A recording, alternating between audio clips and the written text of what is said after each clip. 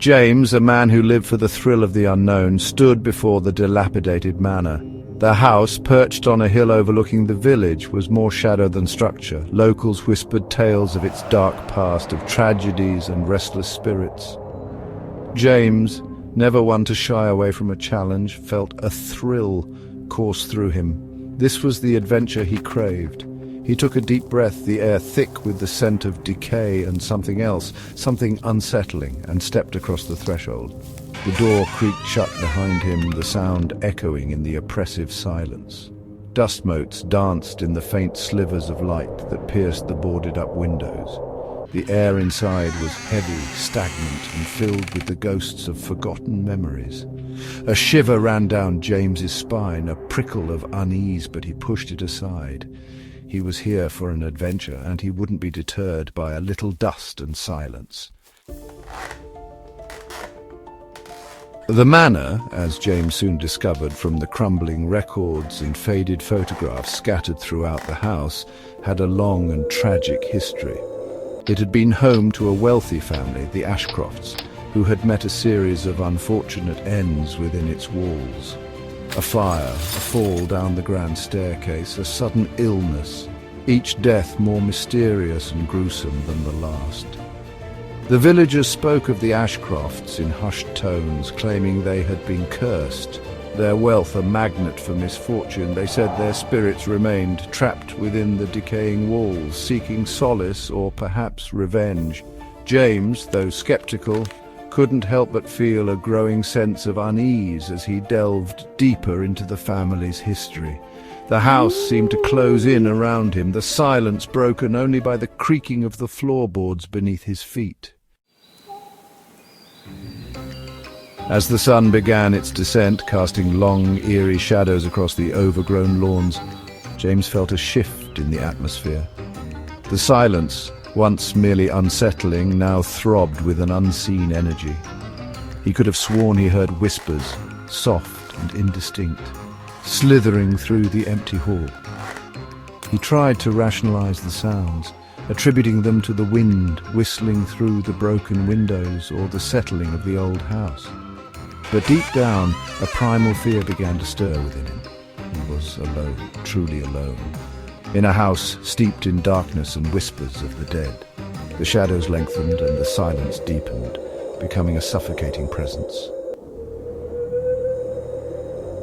Nightfall brought no comfort. The moon, a sliver of cold silver in the sky, cast an eerie, ethereal glow through the gaps in the boarded-up windows. James lay in the darkness of the master bedroom, his sleep disturbed by the incessant creaking of the house and the feeling of being watched. Then he saw them, shadows moving in the moonlight. They flickered and danced at the edge of his vision, taking on vaguely human shapes that seemed to writhe and contort in silent agony.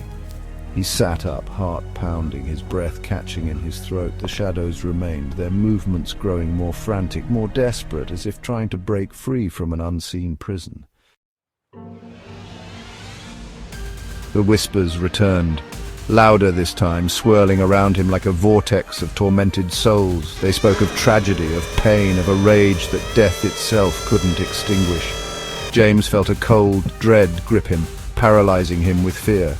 He was surrounded, hunted by something he couldn't see but felt with a terrifying certainty.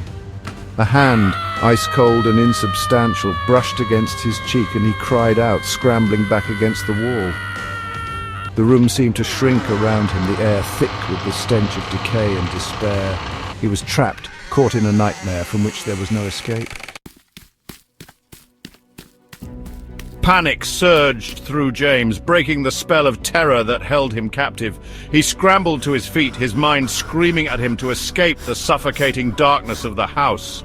He stumbled through the halls, his only guide, the ghostly moonlight filtering through the boarded-up windows. The whispers pursued him, their voices growing louder, more insistent, as if urging him to join them in their eternal torment. He burst through the front door and into the cool night air, the storm that had been brewing all evening finally breaking overhead. He didn't stop running until the manor was nothing more than a distant silhouette against the storm-racked sky. James never returned to the manor. He fled the village the next morning, desperate to put as much distance as possible between himself and the horrors he had experienced. But the memory of that night, of the whispers and the shadows, lingered in his mind, a haunting reminder of the darkness that lay hidden beneath the surface of the world. And sometimes in the dead of night, he could have sworn he heard whispers, faint and indistinct, echoing his name. He couldn't escape the feeling that something had followed him from that house, something cold and hungry that would forever haunt the edges of his sanity. The haunting, it seemed, was far from over.